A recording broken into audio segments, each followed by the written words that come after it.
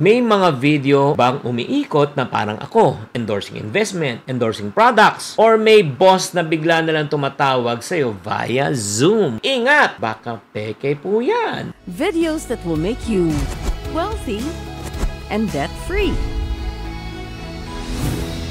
Hi there! This is Chinkitan, your pambansang wealth coach. Nako, sa araw na ito, I want to open your eyes and your mind. Nako, nakakatakot na po ito. Talagang budol is real. Ito yung tinatawag nating AI scams. Yes, level up na rin po ang kanilang ginagawa para magnakaw ng pera, magnakaw ng identity, at syempre, linlangin po kayo. So sa araw na ito, I will reveal yung 5 scariest AI scams na kumakalat po online para hindi tayo mabudol. Scam number 1 po, yung tinatawag na deepfake video. Yung parang tatawag yung mga boss mo, or if not naman, di ba, yung mga executive or kamag-anak mo na hindi mo namamalayan. Ay grabe, kuwang-kuwa talaga yung boses mo. Katulad nga, meron nga itong lumalabas, oh. Imagine mo, kinopya lang yung boses ko, at tapos yung video ko, dinipake po ko. Oh, paano ba gumagamit to? Gagamit sila ng AI, tapos yan, papakita na ikaw yung nagsasalita o yung video ng CEO, di ba? Pagkatapos yan, ay nako, bigla na lang, hindi mo nalalaman, no? Talagang ito pala, budol na talaga. This person looks and sound exactly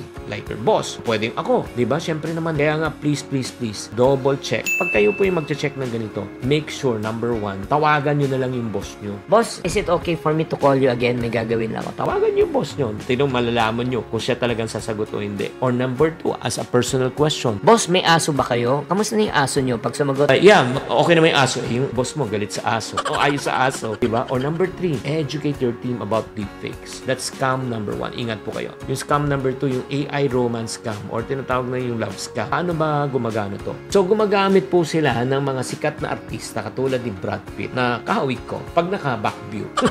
Tapos magpapadala sila ng DM sa socials mo. Tapos magbibuild na relationship. Ay, syempre naman, tuwang-tuwa ka. Ay, nako, katulad nitong French woman na ito. Alam niyo magkano nawala sa kanya? 850,000 pounds. More or less around 60 million pesos. Dahil naniwala siya na si Brad Pitt nakachat niya. Ipapadala ng parang message. Tapos may videos pa. AI generated pala. Ayun. Akala niya jowa niya si Brad Pitt. Hindi niya alam talaga ginawa siyang sugar mommy. Grabe naman. Alam mo, emotional manipulation to. Hindi halata na scripted ang videos. The longer the scam, the deeper the trust. Kaya nga, iwasan nyo yung mga nagdi-DM sa'yo. Akala nyo artista.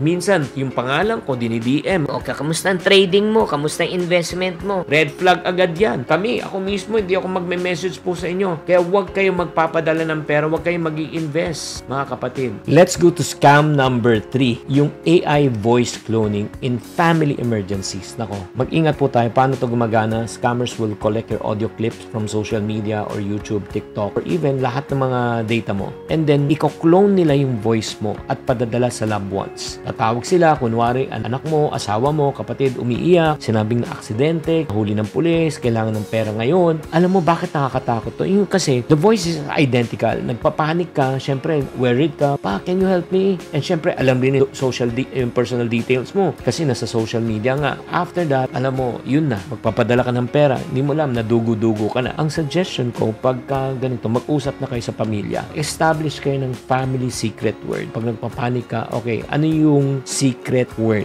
Ano yung password natin? Kung hindi nga mabigay ang password, alam mo na. Kaya nga, please, huwag kayong magpapadala ng pera immediately. Verify nyo, tawagan nyo mismo. Yung tao, yung anak nyo, o kamag-anak nyo, limit personal content pag-post sa online para hindi na kayo magamit. Number 4, ito na, matindi. Fake TikTok and Facebook account using my name. Mag-ingat po. Ang dami po niyan. Meron nga dito, mga kumokopya nga ng sa TikTok, sa Facebook. Alam nyo ba, gumawa na kami ng department sa aming kumpanya na para mat-monitor at matrace, mai-report lang to. So, gumagamit sila ng AI para maglabas ng content that looks like legit, na kaboses ko, kamukha ko, and they will promote yung mga crypto or mga forex, di ba? Or mga investment schemes. Meron na nga, ika ngayon, yung pampatigas ni Junjun. Ako daw nagpo-promote.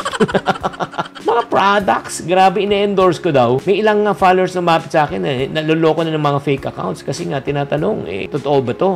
Sabi ko, nag-invest ka na ba? Opo. O yun, nagtanong ka pa. Sana nagtanong ka muna bago ka nag-invest. Kaya alam mo, nakakatakot to kasi nga, mukha ko talaga, di ba? Akala nila totoo. Tina-target talaga yung mga followers ko. Kaya make sure lang, please, number 1, hindi ako magdi-DM sa inyo. Number 2, hindi ako mag-invite para ikaw ay mag-invest. Check kung verified account. Kailangan galing po sa account namin. Pag hindi galing sa account namin, fake po siya. Never trust DMs. Okay, and then scam number 5, AI product. Again, mga kapatid, marami na naman gumagamit ng aking mga videos, 'di ba, na nagpe-pretend, nagpo-promote ako ng product. Grabe. Ito lang hindi ako magpo-promote ng products. Tatandaan niyo yan. Kung meron man ako ipopromote again sa official website, don't believe sa mga ads, sa mga pictures. Mabilis na mag-edit. I-report nyo yung mga nag-impersonate po sa akin. Kaya kapatid, ang AI is a powerful tool kung gagamitin sa tama. Pero ito rin nakakasama kung ito ay gagamitin pang scam. So, awareness is key. Critical thinking is your protection, and sharing the right knowledge and information makakatulong. So, let's just protect one another. Huwag kayong magpapabudol. Pinaghirapan natin tong perang to, kaya huwag nating hayaan na manaig ang mga mananamantala. Kaya ang mga friendship, ingat-ingat po sa mga scams na ito. Sana nakatulong po. Tatandaan, tamang karunungan, tamang disiplina po ang susi sa pagyaman.